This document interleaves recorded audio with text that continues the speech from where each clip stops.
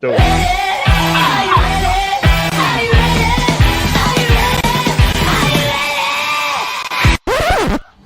Yo, the lies so that you never make it. Hopeless, so it seems. Eyes closed, candles open wide to embrace your dreams. Sometimes you gotta take a loss just to get the win. Like lots of sims popping it like oxygen when boxes wet. Focus on the mental, never lose like smooth instrumental. Better choose on the move in a pinto. Choose what I get to, never lose move on the move, but it's simple. Never give up if we want it and make it. We just keep winning, we conquering daily. Envision that pay me is never the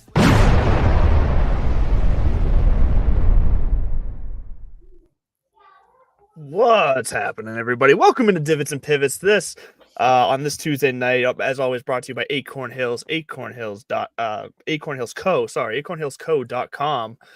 Use TBFY15 when you check out with your order. Discount code to get you 15% off. And then that stands for This Bud's for you, for yours truly over here, Mr. Bud Copeland, coming in on the final night of the regular season of the TGL. I hear you pouring yourself, I'm assuming, a soda water over there. Is that what I'm hearing? Whoa, wow, okay. Hey, hi, hot mic. You got your volume up? I guess so. This is none other than, okay, my wife thinks it's disgusting, and it reminds me of childhood, but cranberry or raspberry flavored ginger ale. It reminds me of like Christmas time as a child. I'm a big ginger ale guy ever since I gave up the drink for the smoke. Mm-hmm.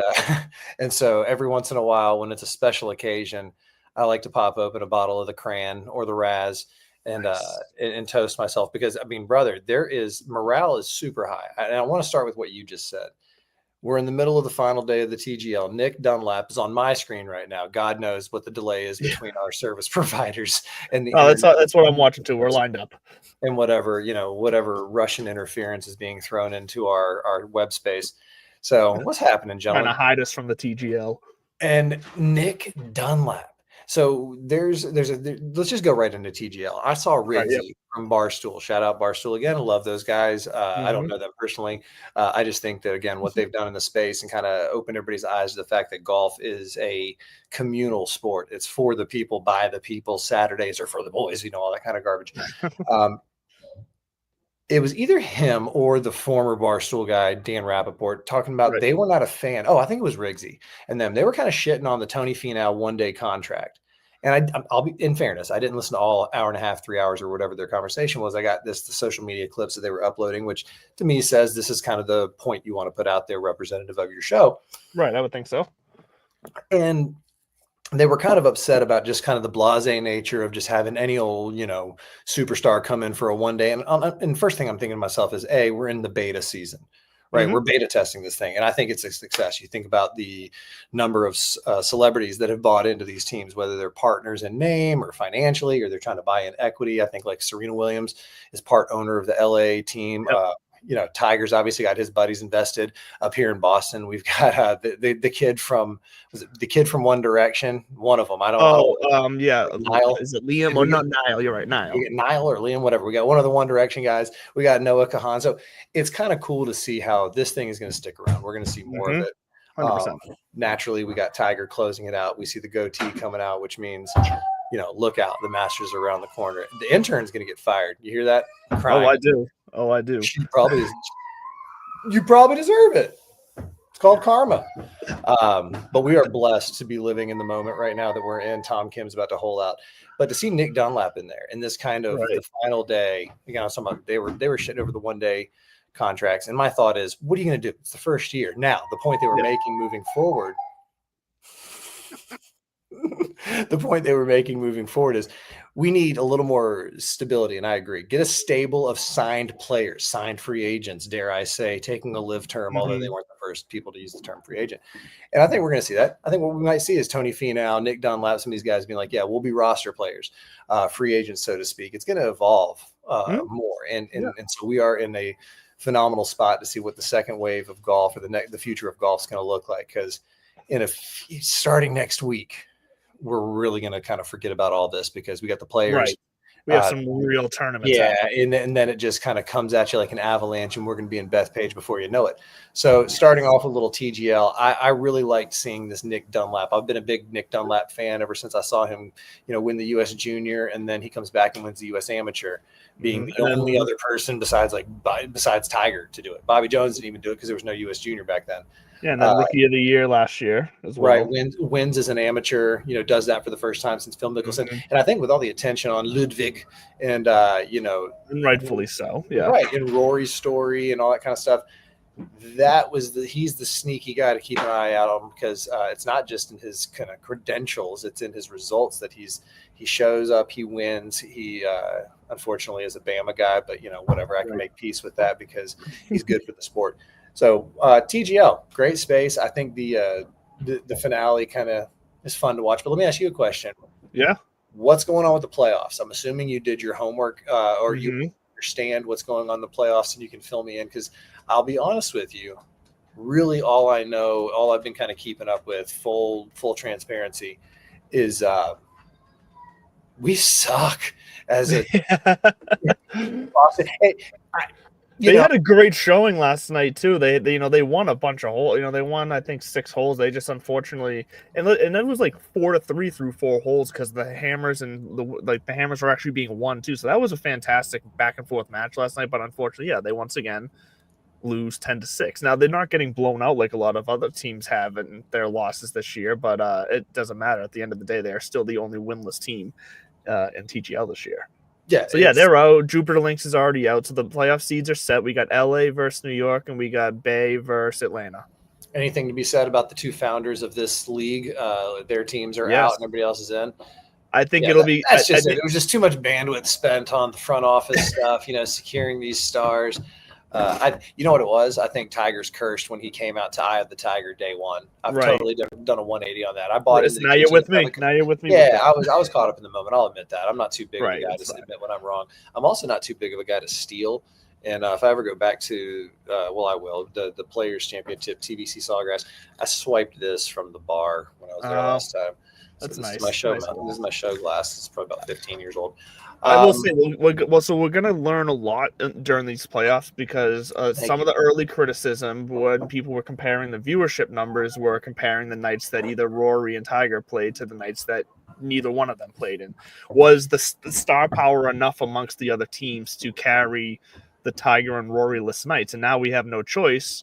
The playoffs are going to be Tiger and Rory-less, so we're going to really get to see how popular this has come. Because I do think, and I'm not worried, because I do think it's come a long way, enough to where and maybe at first people tuned in more to see Tiger and Rory, of course, because they were the names that they got it going. I think we're past that now. I think people are now tuned into what Tom Kim is, and JT, the way he is out there, and I think that they're seeing these guys, or at least a lot of casual golf fans are seeing these guys in a different light, and they're buying into their quote unquote characters. And I think it's going to be fine. I think the viewership should be up there and should be pretty impressive for these playoff matches, and hopefully exciting, because I think we've now found the strategy. Although, was it Atlanta Drive apparently is not very confident with their hammer strategy without JT, because JT's not there tonight. Did you see they FaceTime JT to try to get some advice on when to throw the hammer? So we got that. What are we, phoning a friend here? Speaking of characters, it was funny. I know. Okay, so at the end of the day, going back to the mantra, the DP mantra, it's entertainment. This is a television program that we're talking about here. Jesus, the wind just blew really hard. The screen door flew open. I thought death was knocking early. Oh, jeez. Billy Horschel, speaking of characters, getting a little lippy with Jack's place. Jack firing back. Do you care if I introduce this story? Go for it. Because they weren't as tuned into the backroom banter on the setup of the bear trap. And all right, so here's the story. Last week we'll talk about we'll give our opinions on the eventual winner. What is it? Joe? Was it Joe the Joe Plumber? Highsmith? Yeah. Joe the So, don't worry, it was almost Jacob Bridgman. So I mean. PGA National down there in South Florida, it was the Honda Forever, and now it's the Cognizant Classic. And traditionally, it's a tough setup. And this past year, they did some overseeding, they did some aggro stuff that made it, in Billy Horschel's opinion, a little too soft. He's like, I get it, it's greener for the cameras, but now it's like this resort course. We see Jake Knapp out there shooting 59. There should never be a 59 here at PGA National, yada, yada, yada. Like, what are we doing here? Get off my lawn, which, you're kind of poking the bear at the bear's den, literally and figuratively speaking. It's not technically his tournament. He hosts the Memorial, but everything from this tournament has gone to the Barbara and Jack Nicklaus, Youth Children's Hospital down there, like for eternity. And Billy Ho's up in arms because he goes out and shoots 500 and gets blown out of the water, because traditionally you shoot 500 PGA National, you're going to move around on the leaderboard. And, he did. So Billy kind of chirps. And what I loved was Jack's response, and the quote that I pulled from it, because essentially Jack came out and he said, I disagree. Sometimes courses are gettable. And I think he said something like, it was a benign day. Yes, when there's no wind and this, that, and the other, and it's gettable. He says, if a golf course won't yield to good golf, then I don't think it's a very good golf course. And I thought that was a good kind of like, know your role and shut your hole. Because if you go back to 2003, the tournament record's 24 under at that place. So it's not like it hasn't happened before. I mean, and in the last few years, it's been a ton. And Jack also prefaced that with, the technology is growing. Like we're seeing this everywhere. Scores are just kind of incrementally getting lower. But I love what he said. Like, if a golf course won't yield to good golf, then it's not even fun. At that point, it's penal. It would be like you and I going out to Kiawah playing the Ocean Course from the tips at 8,100. What are we even doing? It's not even, they're 280 carries just to get to the fairway, and we're not doing it. So I thought that was pretty cool for Jack to kind of just admit, man, this is a game of ebbing and flowing, because he's been Mr. like, well, maybe we do need to roll the golf ball back, and maybe we do need to protect all this. He also is pretty sharp with, kind of putting it to bed. And I hate to admit that I think he's right. Tiger's never catching Jack. No, it's not. Actually, if you really watch closely, Tiger's kind of limping around even at the TGL tonight. I noticed it right off his first tee shot. So, but another point on the whole PGA National, specifically that course, because you mentioned, Cooper, come on. Obviously, like you said, the overseeding and it's softened up and whatnot. I wouldn't put it past for part of that to be. So I don't know if you've realized, but PGA National has become Jupiter's kind of YouTube hub. Like, that's where Bob does sports. That's kind of become their home course. Grant Horvat, that's like, he plays there a ton. A lot of the YouTube golfers down in Florida play PGA National and the connecting courses there. And it wouldn't surprise me. I'm not saying this was the driving factor, but I think PGA National is perfectly fine with that situation, because they're getting these guys coming in all the time, getting millions of views playing and playing better golf because their course has been friendly to them. It's not the main driving factor, but I don't think they're they're minding, because on the daily basis, on the weekly basis, outside of this 1 week a year, this course is getting a ton of views at this point, a ton of eyes through the media, through YouTube, but through all the social media. And it is working for them. I mean, hell, Bob does sports, both Bob Fairways and what's his name, Joey. They both have hole-in-ones at this course. I think maybe even the same hole, but still. Grown men talking about Bobby Fairways and Joey Colcuts. What a I know, right? Country. But I wouldn't put it past that being part of the equation, that like, we don't want to make this too hard, because now these guys won't be able to. They're not that they won't be able to, but they might choose to play somewhere else where their game's able to look a little better on camera. Well, I think that's always been the case, because it is a resort course. It's part of a public resort that's, with four or five accessible golf courses. And your point's valid. They're not trying to make it penal. I think Billy's upset about the grass change, and that you can't make it as penal. You can't make it as penal as quick as you can in other places by just growing it out a little bit, because it needs to be set up for the YouTubers and the resort people more consistently. And if you look back real quick, and then we're going to put this to bed, because this is about as much as I got in the tank for the Cognizant Classic and Billy Horschel being upset. I really think what that is Billy leaning into his TGL role. I think he wants to be a little bit of the bad boy. And I'm like, dude, saddlebacks and slick back hair ain't going to cut it. Like, unless you're playing Al Capone or a 20s gangster, that's not the look we're going for Billy Badass. Like, you really would have a better chance of being Billy Biceps and trying to play like a pretty boy, like bring back pretty boy image and that kind of shit. Because trying to be, tough and curmudgeon-y, it just doesn't jive with the public, because I am a man of the people. We all know this. So Yes. 19 under Joe Highsmith, the Joey Coldcuts, Joe Shit the Rag Man, Joey Plumber. I love Joe Highsmith. I love that story going from like Monday, not Monday qualifier, but basically like, what am I doing here? Barely making the cut. Let me catch lightning in a bottle. I mean, this is the PGA story. And again, you see the reaction, where, everything just kind of checks in. He's like, I don't want to get in front of myself, but don't I get a Masters invite? Like, all these things are, signature events, 2 years on the tour, $1.7 million, financial security, job security, all these doors open up now. And then you kind of go over, and I just got the Live Golf communication email saying, here's the Hong Kong update. And I just don't care, because there's not a lot more tied to those events. I guess, we'll get into it later in the year when the US Open's coming around the corner, that they do get that automatic exemption, and there will be some PGA invites and there will be some Masters invites, but it can just as quickly disappear.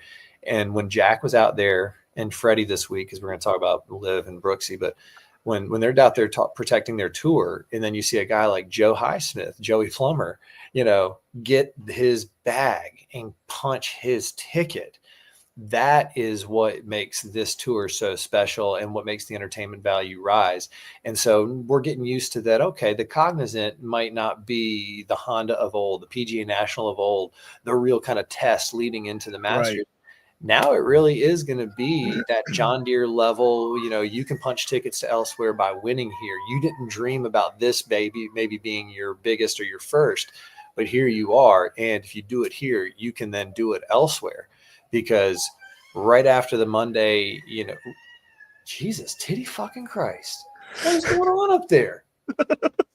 She being exercised? Oh my God. Is there a demon coming out? I don't know. But the Monday after the PGA National visit, and looking back at the scores real quick, Joey at 19, Austin Eckroat last year, another great story coming out of PGA National at 17 under, Chris Kirk 14 under, another phenomenal story. Remember Chris with his demons that coming out of that. Sepp Straka 10 under, then 12. So it's been a while since it's been that like overwhelmingly challenging course that Billy Horschel was alluding to. Yes. So Billy, calm down. And we can get back to what really matters, which is the day after PGA National down there. Do you know what I'm talking about, or am I just you lost me a second there? Yeah, the day after. So the day after the PGA National, the Honda, the Cognizant, we're calling it whatever we want to call it, is the Seminole Pro member, and that's why you mentioned this last year. Okay, this has been going on about, the last 30 years now. 20 years, about 20 years now. And it's been going on for longer than that, but for about the past 20 years. And Jimmy Dunn is the I think the chairman of Seminole. Jimmy Dunn's that name that got the whole thing going. We won't go down that rabbit hole, but Jimmy Dunn, they host the Seminole Pro member. And there are like Rory McIlroy's dad is a member at Seminole. And so Rory's always there, either playing with his dad or somebody else, because Tom Brady's a member there. So he picks up, whatever PGA Pro. And Brad Faxon was on the PGA Tour's Golf Channel podcast this week talking about, and it was Monday's episode, and it was in the morning, and he's like, I tee off at like 1 o'clock this afternoon. And the point that they were making is the one that I was kind of alluding to, where this event for the game writ large, for like the PGA Tour stronghold, trying to do this Monday through Sunday grip on the game, this Seminole Pro member is almost more important overall. And it does kind of drown out the importance of that Honda. And he goes, it's a little disappointing to him that so many big name pros who do make their home down there, that used to be the attraction of that tournament, come stay at home and play here.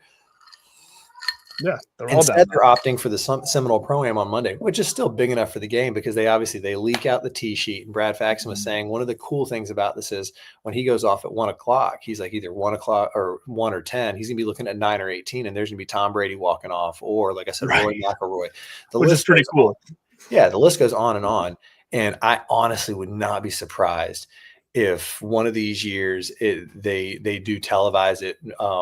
Remember, Seminole was on display during COVID. They had one of the first kind of celebrity matches out there with DJ and some of the TaylorMade boys. So the Seminole Pro member, a tradition unlike any other, was again something that happened last week. But leading into the next stop on the PGA Tour, which is Arnie's place. All right, and yeah, this is like we said, this is one of the first big weeks. Scotty Scheffler, obviously the defending champ, he kind of his crazy early season run. This was one of the big stops for it. Bay Hill, obviously the picturesque spot. It's still one of the big mainstays that people look forward to seeing from a visual standpoint. Signature events, we got the extra, I think, a $20 million purse. So yeah, this is a good kickoff here, and a real fast bat. Just one last point on the cognizant. Jordan, it was good to see Jordan. It was good to see Jordan Spieth in the top 10, starting to catch fire right before a little short Texas push as well, which we know he always does well in Texas. So that leading into the Masters as well, where he's also done good in the past. Obviously, a past winner. It might be exciting to keep an eye on Spieth. This might be exciting to see him find a little form here right at the perfect time for him. So I'm looking forward to seeing that. Are you hanging out? Are we sharing a document here? Or do we have show notes? Because my next note was about Jordan Spieth because he's a little salty right now. I don't know if you saw this. He's a little salty that he's not. I didn't see him be salty, but I'm just seeing him playing good right now. Two things can be true at the same time. Two very familiar names missing from Arnie's place this week, Jordan Spieth and Ricky Fowler. And earlier today, somebody smarter than me juxtaposed their two answers to a question, how does it feel not being there this week? They both would have had to rely on a sponsor's exemption because they're both kind of still on their way back onto the inside of getting automatically qualified for these things, which is kind of funny. I think this is just proof that Gotta get that ginger ale in you. It's freaking delicious, man.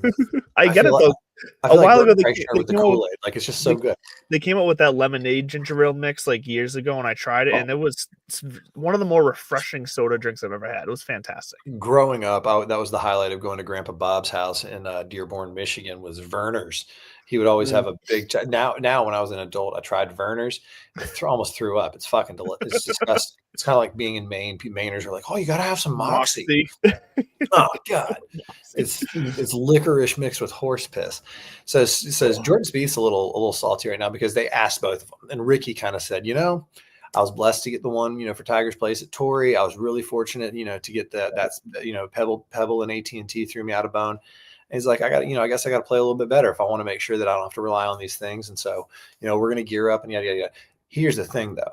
Ricky, I think, is still, he had that kind of brush at the U.S. Open where we all thought it was going to happen. You thought it, I thought it, and then Wyndham Clark comes in and it kind of introduced himself to the world and just pushed Ricky back a couple steps because I think we all thought that was the beginning of the comeback. And maybe it was, and maybe we'll look back and it is, but he was just kind of graciously saying, it's going to suck not being there. I wouldn't be shocked if they're still there in some capacity just out of support and respect for, Mr. Palmer in the game. Yeah, definitely. But Jordan took a slightly different approach, and I don't want this to come across as I'm trying to be like, "Oh, did you hear what this guy, Jordan Spieth, in no way, shape, or form will be whatever. He will never be a villain in this game at all." But what I did notice was he was kind of saying like it hurt, it stinks. He tried really hard, he's playing really well, and then his final, we're gonna just do what we can to kind of get better and blah blah blah blah blah. And his departing comment was, "I guess I should have played better injured golf last year." And I thought to myself, yeah, I don't love that comment. I hadn't heard that, but I don't love that either because that's almost like, oh, pity me. And so I do want to kind of say this is an artificial dig because I'm not actually taking a dig at Jordan Spieth. Sure. That's a fair comment. If I was in his shoes too, I'd be like, because there's kind of like a, you know who I am? Like this is again, but it's part of the game too. When's the last time you've really dominated enough to where you're the name that people want there? Well, let's see real quick. Who are the sponsor exemptions this week? That's a good question. Jamie, can you look up who are the? See, if you look up sponsors exemptions for this, all you see is Ricky and Jordan didn't get one. It's Rafael Campos, Mackenzie Hughes, Minwoo Lee, and Justin Rose. Say those again. So Rafael Campos, Mackenzie Hughes, Minwoo Lee, and Justin Rose. Minwoo Lee and Justin Rose, I have no issue with getting an exemption. Like that's perfectly fine. Mackenzie Hughes, I don't either. I think was it Mac Hughes who was screwed? Not Mackenzie Hughes President's Cup. Did he get screwed out of the President's Cup last year? Or was he the Canadian that was left off? No, that was Nick Taylor was left Taylor. off. Yeah. Okay, no, but Mac Hughes, I have no problem with that. But I don't think. I mean, I would love to always see Ricky and Jordan in the field. Sure. It is what it is. Bigger news. Oh my God, the intern didn't die. Would you get over here? Why are you screaming so much? What is going on? Why are you done being a crazy monster? All right, come here. Say hello to the people with your bluey PJs on. Hello there.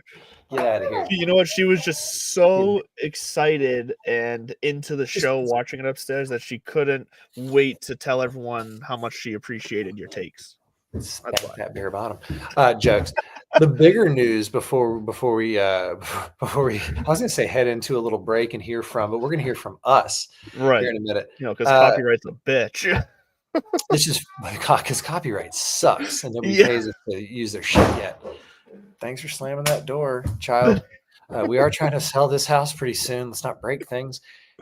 Speaking of commercials, fewer commercials at the Arnold Palmer this week. Did you hear about this story?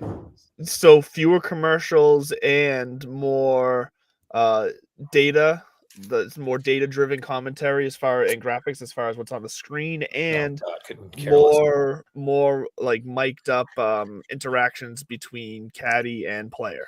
That's what really caught my eye. So those, if you're asking me, that's a direct result of TGL. That's what that is. It's obvious that's what that is. But once again, we talked about this last week with the PGA making changes on the fly right now. It's just a good sign that they're willing to try something. And maybe this doesn't get people to stop complaining about the broadcast, but it should, because three of these, it's not going to. No, but that's a true. Three of these things are things that people have been complaining about that they want, and now they're going to get them. Let's see what the reaction is from the masses. If the Masters is a tradition unlike any other, golf fans bitching about the coverage. I mean, when Brandel kicks it, we're going to turn on Kiz real quick. You know what I mean? Like, when no offense, no disrespect. He's a fellow dog. He's doing great things for the TGL. And like you said, pointing out that personality sells. And at the end of the day, we're talking about a television program. We're talking about a product of entertainment. But no, we will always reserve the right to piss and moan and bitch about Johnny Miller being a dickhead, or Paul Azinger being too soft, or Gary McCord being too fast and loose. Gary McCord, you know who I'm talking about, the mustachioed guy. Gary McCord got banned from covering the Masters with CBS. Have you heard this story? I did not know that. No. I think it's Gary. Yeah, that's what I was about to say. So Gary McCord got banned one year because he referred to, somebody asked him about how fast the greens were playing out there on the course at Augusta National, and he said they must use something like bikini wax on them, like they're that slick. And that's what he got banned for. It's Augusta National, man. I mean, it's like Adam Scott. Okay, so Adam Scott, he's front and center. We're talking about these player interactions, and yes, that was my last note on the Arnie Palmer, was that these fewer commercial breaks, but they're still going to take the breaks, but instead they're going to cut to caddies and players being mic'd up, and those little interactions are going to be brought to you by MasterCard. So MasterCard probably had to throw them a couple more bones to say, we'll take that airtime, or the PGA or the PGA Tour said, how about this? We got to sweeten our value prop. We got to give you an extra bone. So this is what we're willing to do for you. We're willing to kind of eat that perceived money that we would have been getting from that ad buy and give it to you as part of this package, which I'd be kind of interested to find out which, anytime that minutes aren't going, to this advertiser, they're going to go to that advertiser, or they're going to go to the people. And so when you're trying to split the baby there, I'd be curious to know how that worked out. But those are going to be fun interactions to watch. So speaking of the ads, though, so they're obviously getting creative as far as how to change the broadcast, but still work in ads to be able to sell, because obviously that's how TV works. Do you see them doing something in the future, or at least giving it a try, similar to how, I don't know when the last time you've watched an NHL game is on TV, but how have you noticed when they now put in the superimposed graphics, like advertisements along the walls that is just seen on TV? So the nice, clean and rotating advertisements that are just for TV. Like in the building, it's still just the painted walls, all the stagnant advertisements, but now on TV, there are all these animated graphics and stuff like that along the walls. You're even talking about like NFL games now. They have the floating, like this floating scoreboard looking windows and graphics. Like, could you see them do like No. when they do a flyover of a hole before the hole starts or something, like just quickly like superimposing a logo in the fairway or in the water or on the green? You know what I mean? For like that 10-second run. Okay, now the way Like that this you just whole presented it, preview yes. brought to you The way by that you MasterCard. You know what I yeah, mean? yeah, and then the To where logo it's is not the just screen, it's smack dab in the center of, like, the tee box, and then they correct, go out yeah. and yes, Like, and not because to where you can't see the tee box, but it's just kind of they blend it in to be kind of part of it. You know what I mean? well, at first, I didn't know where you were going with that because during gameplay, so to speak, to use a hockey Mhm. term or to use a NFL term or whatever, during gameplay, it's not, I Mhm. think not unique Whatever, to any sure. league. Uh, Part of the product of golf, and I'm shocked that even the shot tracer hasn't really, pissed us off about this, because part of the product of the golf is the beauty, is the landscape, it's the Sure. shots. And so if you start having holograms, or even like, signs of Yeah. it's reminiscent of if you ever watch the DP World Tour, some of those events, or most, if not all of the LPGA Tour events, in the rough, way off to the side, in like odd distances from like Yeah, 75, they got 85 they got like yards from the little green. long A-frame things, whatever. Yeah, they've got literally signs set up, Yeah. advertisements, billboards. And I think that's just got to, they got to do what they got to do. It's much more, Right. NASCAR looking setup than, maybe one, like the NBA where one team has one logo for one sponsor. But what you just said, for sure, the way that we're getting much more uh, data driven integration and AI and drones and blah, blah, blah, Yeah. blah, blah, we will see probably some of that. I can see that. Absolutely. Yeah. And shot tracer, I think honestly, I think we've come so like just used to seeing shot tracer and it's such a small line and for so quick that like I don't even think people even notice the damn shot tracer anymore. I notice when it's not there. I can tell you that much.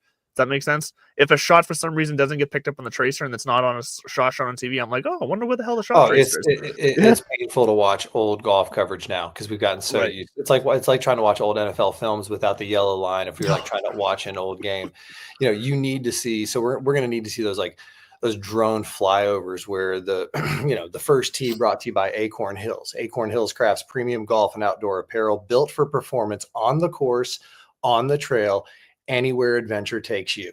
And when you buy Acorn Hills, you're not only going to look good and feel good, you're going to be doing good too, because Acorn Hills partners with the National Forest Foundation and donates a percentage of their total sales to support planting trees. Air is good. We need trees, unless you're on the golf course, then trees are a pain in the ass. So for every dollar from Acorn Hills donates, the National Forest Foundation will plant at least one seedling. Head on over to acornhillsco.com, TBFY15 for 15% off. Mother's Day is around the corner. Father's Day is around the corner. Mm-hmm. Golf season is almost here. Tell Nate that we sent you. I love that. And they obviously Nate knows that I play in this game because being partnered with the Forest Association, like they have to do something for all the trees I've hit. I've damaged a lot of trees. Oh, what do they say? Like trees are 90% oxygen? Yeah, I mean that sounds about right. I mean, there's so many, whatever. We're not going to get. I don't want to get scientific on the trees. No, I'm just sad. The Eisenhower tree at Augusta. Augusta's around the corner. What I think I posted is golf season is almost here, and God, Nick Dunlap is a killer. Now, how are you bring up Augusta right around the corner and the trees? Like, so obviously it got some damage. Got some damage in the last hurricane that went through down there. Are you expecting it to look drastically different anywhere?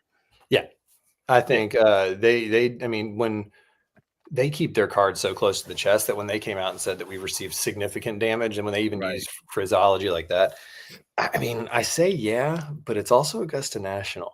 And I mean, could they honestly transport fully grown trees and kind of make it look? I think they might be able to, because if you notice every single day when you tune it on the next morning, those fairways are green. You don't notice any grass because they go out and they replace all the divots. They do all the work. Like it is Augusta National, so maybe potentially we'll see something like that. But before we even get to Augusta, the reason I say that golf season is almost here, because for me personally, because of where I come from, great old country song. Cornbread and chicken. It is. The Players next week. This to me is the genuine. And now for the longest time, it was in May, and that's back when the PGA was in August at the end of the summer and all that kind of stuff. And moving it back to its traditional date in March to me is, the course plays a little bit different. We've seen that. We've seen some of these cold, windy days that got 17 to get the reputation, or it earned its reputation through these days.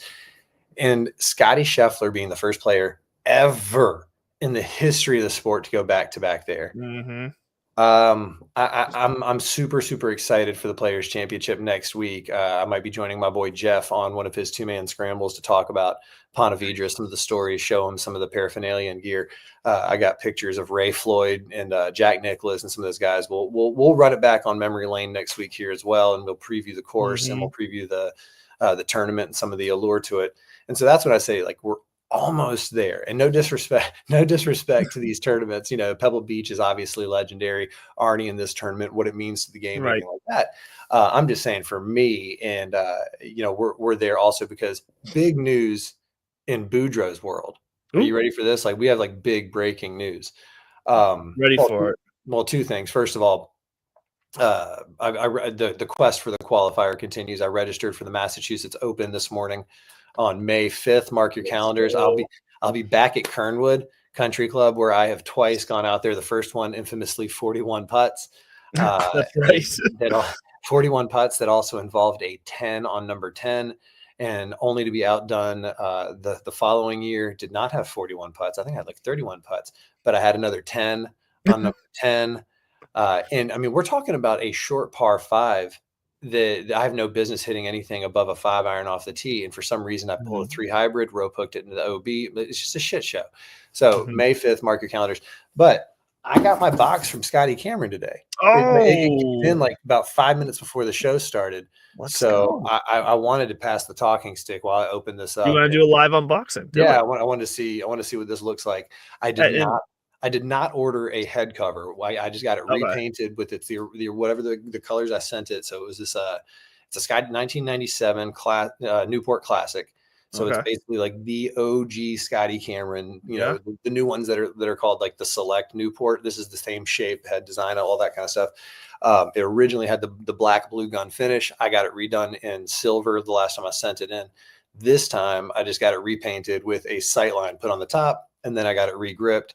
No head cover or anything like that, but this is a golf show, and you know, I thought this would be a good time for a little unboxing, and then let you kind of share some of the thoughts that that I've just been walking all over, and then we can get back to my talking points here, because it has been a big week in the world of golf, both on and off the course.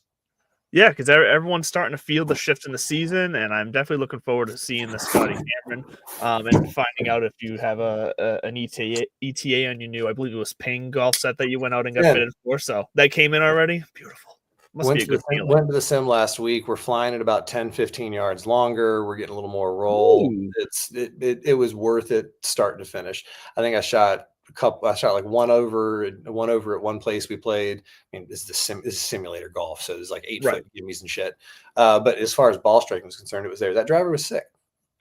Yeah, and I guess I'm gonna go a little sideways here, because I know then we're getting it back on track with some Brooks Koepka talk, but somewhere around the I guess the area of that topic, when I first saw the news that we're going to talk about with Brooks Koepka in a little bit here, I actually misread the headline on my phone. It came in like partially, and I assumed what it was going to say, which took me off guard and made me start thinking, because I thought the headline said Brooks Koepka is going to want a PGA team in LIV, which I was like, whoa, that would be the most outrageous. Oh, look at that box. It's just everything about it is nice. Which to my thought about that would have been, why would anybody want to do that? Why would they want to join a PGA team over on LIV? Like, I don't see it doing that. But obviously that wasn't what the news was. But it also started making me think about where, you know, one of the things that TGL got right with teams that LIV didn't get with teams, and we've talked about one of the things that LIV has missed on in the tournaments having no kind of gravitas yet, or history, or kind of allure to making history, is that there's also no natural like teams need rivalries, teams need something to buy into, and there's no natural rivalries or any passion with the teams that were created on LIV. What TGL did was they leaned into we talked about it a lot. Boston versus New York, Boston versus LA. But even tonight they turned Jupiter and Atlanta Drive into Florida versus Georgia. Like they turned into Florida, Georgia, or it's Miami, Atlanta. Because I mean, Jupiter is a placeholder for South Florida. You know what I mean? Exactly. So it's just another way that teams. It's not that team golf isn't what golfers want to do. Golfers love team golf. They want to sign up for team golf. They just don't want to play regular golf on teams because it just doesn't. It's boring, and that's That what is live funny. is. Unfortunately, That's it's funny just the way you put it. Regular golf on teams. It's almost like right. at the men's league, just having, you have like scorecard scrambles or scorecard best ball. It's like a blind best ball where you and me we get put together, and then our cards get put together after the fact. It's like, I don't know. It's like you and Andrew shot 2 under. Yeah, like I don't know. I don't know who the fuck different Andrew is. Like it doesn't do anything to make my socks roll up and down. So that's just another side point. And is the box open? Are you ready to showcase it? Because if not, I want to pick back at this Brooks Koepka thing, because you mentioned it where maybe he was trying to get his own. Did you say his own TGL team? No, I had misread the headline, and I thought for some reason they were saying that he was going to want PGA to have a team represented on Live, which would have made no sense to me. But and then we hear Freddie's comments, and it all makes sense. Like what's he doing? And then I opened it up, and what's he doing over at TGL? Well, I think he just wants to get back to the PGA Tour, and it's gonna be easier said than done. I do think, and that's what Freddie was saying. And he goes, you bring all of a sudden 7-8 stars back. He goes, there is going to be some effect. There's going to be some guys, Lucas Glover might be on the bubble, and maybe that's why he's bitching about all this. It's kind of one of those play better, situations, or enjoy your time on TGL. It's gonna be fine. Well, especially with the smaller fields and the exemption changes, like all that's gonna play, like kind of taking shape at this exact same time that these guys are gonna be looking to come back. Well, I think what happens too is if Brooks Koepka comes back, if Bryson comes back, and you got John Rahm over there and DJ over there, and probably Phil sticking around and Bubba sticking around. Yeah, I don't know if we're going to. That's kind of how I see it falling. Yeah, and with Jay Moynihan basically saying, "Listen, we've had talks. There's not a ton of progress yet. Like it's going to take some more time. We don't expect any announcements anytime soon." I think they are slow walking this thing because maybe they don't want to just let everybody have their cake and eat it too. Now that we have some signals from some of the stars saying maybe we're ready to wrap it up. Because I also saw Hudson Swafford give an interview where he said he spoke to the PGA Tour and talked to Jay and talked to those guys about coming back, and he also. He's like, from his understanding, there are, fines. There's a 1-year suspension, and they're, pretty tight-lipped about all that kind of stuff. But, there is, I guess, a potential pathway. And no matter what, there's going to be, like JT, it's like a couple of guys said, there's going to be some people pissed off no matter what when these guys come back. But we need them back. We want them back, and they want to be back. Freddie talked about how Brooks wants to get back. They all want to get back to doing this exactly. It's going to be a domino effect. Brooks is going to come. Bryson's going to finally say, sure, YouTube and PGA, sorry, no more Live. And then Live is going to become basically the DP World Tour alternative. I think it be because they already have that partnership where you can play in both and pay some fines or whatever the hell it might be.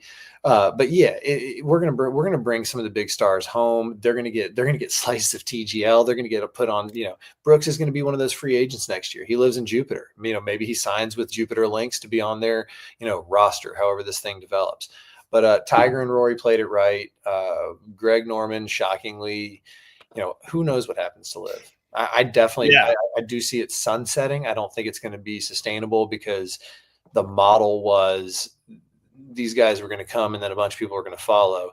And no, we're not seeing that. Potgieter, Aldrich Potgieter, Nick Dunlap, the PGA Tour U pipeline. We just wait until the world remembers who Gordon Sargent is. Exactly. This little skinny frat boy with the swoop hair who can hit or it. Neil Shipley or something if he makes another appearance, He's going to. And I think obviously Shipley after the work he did with Full Swing. That's some prime time. He is made for this game. And he totally is. His apartment tour, like old school crib style, that was fantastic. The modern game too, where it is accessible. You are eating at Waffle House and tours, and none of us are good at this except for a very, very, very, very, very small few select players. Yeah, and I do find it fun. That's good for radio, isn't it? That is a good one. I do find it funny too with speaking of Live and YouTube and whatnot, and how we saw Rick Shields sign this exclusive deal with Live and all this about content and this jazz. But ever since that happened, I haven't honestly heard too much from Rick Shields. But what I'm seeing is Grant Horvat and Phil Mickelson now have like this partnership, and it's the two of them now. And I'm like, well, so what's the point of that deal? Because Phil Mickelson's arguably one of the obviously the loudest names and speakers as far as representing Live, and he's out there doing his own thing with Grant Horvat, and it's catching wind, and it's doing good. And so, like, what was the point for Rick Shields to sign something exclusive other than just getting a bunch of money, which I get, honestly, but we're just not. Once again, Liv doesn't doesn't seem to be pushing that at all. I think Rick Shields is the next evolution of David Feherty. It says that Feherty's contract with Liv extends through the end of the 2025 season, and I think they sign Rick Shields as kind of this, instead of the traditional media route. No disrespect to Mr. Feherty, he's one of the funny guys in the world. When I was at the PGA last year, my brother-in-law went to his live show, like he does these live shows, and at the end he was doing a Q&A, and I guess he was saying how he's going to kind of stop doing the live shows because they don't draw as much as they used to for obvious reasons because of the exposure and everything. But he kind of made a wink, wink, nod, nod joke too. He was well compensated on the other end. Like, it was worth it. Of course, to go to Live and to be play by play, just have fun with it. But I think that Rick Shields is that next step, kind of, okay, if Mr. Feherty's going to wrap it up, we're not going to go get Paul Azinger or Brad Faxon or, somebody from the Tower. We're not even going to go after like Kiz or a former player. We want our Grant Horvath or our whether either somebody who is super good like Horvath, I was a good college player, +6 handicap, that kind of guy, and being pressed to maybe try to give it a go at some of these tournaments. But he's not that. Instead, he is kind of the knowledgeable guy with a good game. He goes out there and tries to go to his local PGA qualifiers and stuff like that, and he documents that well. He's a more accessible version of the internet golfer, of the YouTube golfer. So I think that's where they're trying to do that crossover, is where do we plug that hole of off-course, golf related content. And it was really good. The first thing that I saw, the clip that I saw with him and Brooksy, and I think this is where Brooks is sneakily becoming more. I think once Brooks saw that Bryson was embraced by everybody, he was like, well, maybe I can just kind of relax a little bit and people won't constantly think I'm an asshole, because he walks around with that. I'll say, man, stereotypes come from a place. In North Florida frat boy, we can smell our own. The bad stereotype of, I don't give a fuck if you like me or not, man. Bro, I got my own thing going. And bro, I'm not saying that's him to a T, but that was the exuding of like, haters gonna hate. It's like, yeah, but don't give them things to hate about. Exactly. You know what I'm saying? Like, you don't have to tee it up for them, pun intended. So when Brooksy starts embracing that and kind of being a little more chill and understanding that he's got a really, he's got a lovable wife. She's very pretty and she's likable or hateable. She's very cringe. If you're I would say there was definitely you're not into brat summer shit from South Florida. Yeah, that first full swing season, I remember having some comments about her that I was like, it wasn't for me. But I remember having some thoughts about her. She's a beautiful woman, and she's engaging. And now they're a family, and so I think that they're going to be welcomed back into the PGA Tour fold. Definitely. So we got it back out. There it is. There she is. Titleist. I do love the traditional look, like that OG look. There's like, I don't like the big heads and that's stuff. What I got added right there. I'm a visual golfer. I've learned that. The bottom. Then I just got the paint. Refilled because the paint had chipped a little bit. I got my initials on the toe, Scotty Cameron on the heel. That came with it, obviously. And then these grips are, I hate saying second to none, but they're second to none. Whoa. I like that curve up at the top. It's called a pistol handle. That's what you should look into. If that looks like it's I haven't actually used one before. Pistol grip. And I really fell in love with it with that pistol grip. Super stroke. You see, everybody has fucking super stroke grips. They've got a nice kind of leathery texture to them. But I like the rubbery texture of the very traditional ping. It's just a black rubber ping grip. It's what Tiger uses on his Scotty. Yes. Absolutely, full-throated. I want to be like Tiger Woods, and that's why I kind of designed my Scotty head after. Who doesn't? But when I noticed that, I've been playing with a Ping Golf Pride, that traditional rubber. They're like $9.99 on Amazon too.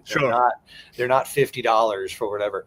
For me, I like that tackiness. I like the soft. But then when you combine it with the pistol handle, it really makes for kind of an interesting kind of almost baseball bat, because how it gets fatter at the bottom, a wooden baseball bat. That's the feel that I get to it. See, I'd be fine with that, but I don't like the super thick grips on my putter. I like to be able to feel like my hands are closer to the actual like shaft, like thickness and shaft of the putter. Like those, I've tried those big, really thick grips, and it feels like I have so much less control. But I know a lot of people like it because it makes them feel like they have more control. It's not for me. You would make a reference to having your hands around the shaft. Speaking of pistol grips, wink, wink, nod, nod. Did you see the latest convict who qualified for the Open Championship? No, I did not. Well, actually, you know what? We should have a whole segment going on this week in golf convict news, because with the Masters around the corner, Miguel Angel Cabrera. Okay, That's right. He just got out of and I hate to laugh because I want to say Miguel Angel. What's his last name? Cabrera Golf. What was he in the clink for? I want to say he was in the clink for. It was like domestic violence. Tax, I think, wasn't? Oh, was it domestic? I thought it was taxes. Well, let's find out before we defame the young man.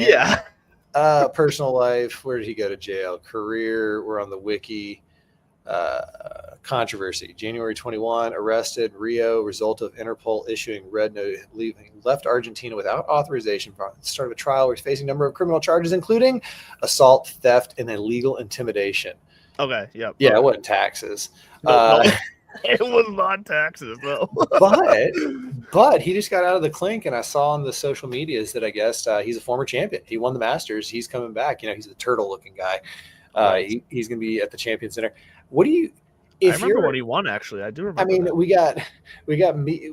Do you think Scotty Scheffler is like, thank God, like after what happened to him at the PGA, here comes. I'm not gonna be the weird one. I'm not gonna be the only guy just out, because Tiger's over there with his DUI. It's a star-studded event. Yeah, I don't think you could get away with doing it to Tiger, but I think it would be funny if someone played a joke and like snuck up some pictures in that room they have the Champions Dinner in of. Yeah, I would have the mug shot. I would have the mug shot. I was going to say both Miguel and Scotty's mug shots up. Yeah, right at your place setting. When you open up and you pull up the little napkin there. Yeah. No. All right. So I am going to be sharing this directly from golfmonthly.com. This to me is probably the biggest. Like, I think Joe Plummer was a great story. I'm going to follow up with Highsmith because I think that is a wonderful story. That is the quintessential kind of stock PGA Tour American. Right. We did it. He's going to win. He's going to. Who knows? Maybe we never hear from him again. If you look back at every human who's won a PGA Tour, we don't have to, because his life has changed for at least probably 2 years now. This, to me, is the story of the week in golf. So, former prisoner and Australian bike gang member. You read that. Former prisoner and Australian bike gang member Ryan Peake continued his own remarkable comeback story by winning the New Zealand Open on Sunday and clinching a place in the 153rd Open Championship at Royal Portrush next year, or later this year. Sorry. Peake, who was once part of an outlawed Australian biker gang, the Rebels, and sentenced to 5 years in jail for a serious assault during his early 20s, added another fascinating chapter to his redemption story after battling from 4 strokes back to win by 1 at Millbrook Resort in Queenstown, consequently sealing a maiden major start via the Open qualifying series. I mean, I always knew I would do it. It was just a matter of time when I was going to do it. From this morning when I woke up 4 shots behind to chase down a win. I've never been in a final group now, being a member of the Asian Tour. It's one hell of a story, one hell of a moment. Yeah, and they did try to ask him about it, and he was gracious, kind of deflecting, saying, I'm trying to focus on what's moving forward like this. And I love it. Oh, yeah, you have to. I mean, if you see a picture of this dude, Australian biker gang, he doesn't look like you or me. He's a big, bulky kind of guy with just tatted up arms and one hell of a short game. He's probably got some really, really soft hands that are Well, it's probably all he was able to practice while he was in prison. He might have, depending on what level of prison he was in, maybe he was able to practice a little bit, but 5 years for assault. This was not, this wasn't he wasn't a Norwegian study group kind of prison. Yeah. Maybe he was on the Scotty Scheffler, train where you do your stretches in your cell before you go out and shoot 68 or 64, whatever the hell he did at Valhalla last year. Yeah, I'm sure he could find something long enough to tuck in his arms and get those rotations in. And I will say this: if that interested you, come back next week, because I think this week in golf crime is going to be a recurring theme. I do like that. We're going to make some graphics for that. You know how easy it is, and I'll tell you right now, folks, you too can do this at home. If you just Google the word golf and you click news, once you get past the first 3 pages of PGA Tour, Live, NCAA, you start getting like golf cart involved in, and it's all of these weird crimes, most of them in Florida. As a Floridian, I'm not proud, but it's there. And it's pretty funny shit. Speaking of funny shit and golf carts, did you catch Mr. William Murray on Joe Rogan? I don't know if you're a Rogan guy or not. Oh, Nobody, you're a Rogan guy. Bill Murray is notorious for doing nothing. He's a ghost. He is an absolute apparition in pop culture. He shows up on the screen. He shows up at Pebble Beach for the pro-am.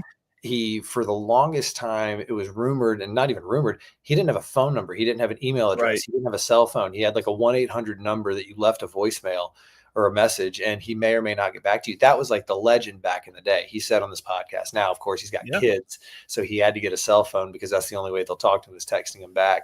And he said he does have an AOL address now because he had to for same reasons, kids and grandkids. But Bill Murray on the Joe Rogan podcast, did you catch it? I know it was his first ever podcast appearance. I haven't actually seen the full interview. I've seen like some clips on TikTok, but I haven't just had the time to sit down and actually watch it. But I am curious because look, for however you feel about Joe Rogan and his opinions and whatever, like he has an entertaining show. Whether you go there for the craziness of it or whether you go there because you believe all of it or whatever, it makes for some good clips. It makes for all of the above. Yeah, absolutely. And it's he's a curious guy, if nothing else, you know, and everybody's I would give that to him. Yeah, he's a curious guy. Everybody ebbs and flows. Well, really what I was kind of pointing out was golf is playing a dominant role in his podcast because like you, most of the time that I catch any Rogan related podcast, it's through TikTok. They do a good job. Exactly. We'll repost, you know, relevant clips, 3 minutes, 8 minutes, whatever it might be. And in the last couple of weeks, he had obviously Bill Murray on, and they got into golf because Bill Murray brought him the stuff. And Murray talked about how, Caddyshack was written by his brother, but it was kind of about their growing up as, not cart boys, caddies and stuff like that, blah, blah, blah. Great. We know those kind of legends and stories. But beyond even just the Bill Murray on Rogan, golf in general on the Joe Rogan podcast the last few weeks, he had Magnus Carlsen on. Carlsen, the chess player. The chess player. Oh, the chess player. Probably the greatest chess player of all time. He would try to defer. Also love watching his TikToks. Freaking love. It's awesome. He would probably defer to maybe what's his Boris Spassky or Gary Kasparov or even Bobby Fischer is the greatest. Right. But he would admit too that he's been ranked higher than anybody. I don't know how chess really works. But he was talking about how he's into golf. And how he's obsessed with golf. Oh, that surprises me. And that's where he goes to kind of relax and do his thing. And when I don't know if you know who Tony Hinchcliffe is. He was the comedian who accidentally stepped into politics and made the Puerto Rico joke and then went back to his Kill Tony special in Austin, Texas, which he was like, fuck, man, I'm staying over here where we do comedy. That was too much. He's into golf as well, and he's a friend of Rogan's. So there they are talking about golf, and Rogan's finally like, what is it about golf? Because his producer, Jamie, the joke I make all the time, Jamie, pull that up. That's Joe Rogan. He has his producer, Jamie. Jamie is huge into golf. And I'm bringing all this up because we got TGL, we got Joe Rogan, we got chess players, we got Serena Williams buying the LA, buying a piece of LA. We got the NFL just sitting in there. No, we live in the NFL's world. We all know that. We live in the NFL's world. And whenever they don't want to have our attention, they allow other things to do. But Major League Baseball isn't doing anything this engaging. The NBA is not doing anything this engaging. Nope. The NHL is on to something with their Four Nations gig, and I think that's even kind of like a wink, wink, nod, nod. Is this where? Yeah, but unfortunately, the way, and we don't need to get down this, but unfortunately, the way that the David Pastrnak injury was handled back in communication from the national team back to the club team, kind of left, unfortunately, that whole thing with a sour taste. And without the Russians in there, you almost have to have a big asterisk. I think as Americans, we just wanted the fight. We just wanted the fist fight with the Canadians, and we got it. Right. And that's why we think it's the greatest thing in the world. But you're right, for the sport, not so good. Everything is looking up for golf. And I mentioned this because we're going to get into the season of the trolls and the clickbaiters. All they want to do is drag us down and be like, oh, he said this or this was just. Golf is such a big sport, and it's getting bigger, but more accessible all at the same time. Yep. And so in the coming weeks, especially next week, if you tune in, it is going to probably be a pretty kind of I would say tournament heavy centric. Yeah. We're getting into, we'll talk about a little bit of Ponte Vedra. We'll talk about the history of the tour a little bit. It's We'll built talk around about some tournament. specific players we think about. We'll get back to some of that next week. We'll get to some nuts and bolts next week. But in the meantime, yeah, go check out Bill Murray on Rogan's podcast. Even if you're not a Rogan guy, I would say in 2 hours and 20 minutes, it's probably about an hour and 45 or an hour and 40 of Bill, because Joe does a good job of that when he wants to, is just letting them go. And it's kind of classic Bill Murray, and he does some beautiful talking about the game of golf. And if you're struggling with your game, he does go about 20-30 minutes on a book that he read. He gives out the author of the book, everything, and about compartmentalization. So it's not just nuts and bolts, or it's not just about shits and giggles and jokes. It actually was mostly about golf and kind of mentality and kind of using golf, because Rogan used his archery obsession as a parallel every time that Bill Murray would say, like, yeah, well, and he makes a good point about it. He's like, it's an individual sport. It's very focused. It's all these things. And you're like, holy shit. He's like, maybe I should look at some of these golf, books, and maybe they would help me in my space. So golf is 2025, year of golf. You heard it here first, folks. 100%. And it's kind of funny to think that we've gone 50, 60 so odd years of golf not really changing to all of a sudden golf leading all of sports and engagement and changes. So that's pretty except cool. For the NFL. Except for the NFL. Except for the NFL, yeah. All hail. That's an unreachable bar. Don't come after us. And if you missed the TGL tonight, we also got maybe the best moment of the year. In a bunker before Tiger Woods explaining to Tom Kim how he hits his bunker shot in certain situations, and Tom Kim looking at Tiger and just said, "You're a weird guy, man." After Tiger gives him bunker advice, nice. That's just beautiful. That custom Scotty Cameron. But look, that's going to do it for us on this Tuesday, but not every Tuesday, because every Tuesday we are here. 8 o'clock on That Sports Podcast Network to bring you divots and pivots and all the latest golf news. And yes, we got the Players coming up, followed up by a nice Texas run and the Masters shortly after that. So you're definitely going to want to start reaching out with us and hanging out every Tuesday night. We love you. Stay classy. And yeah.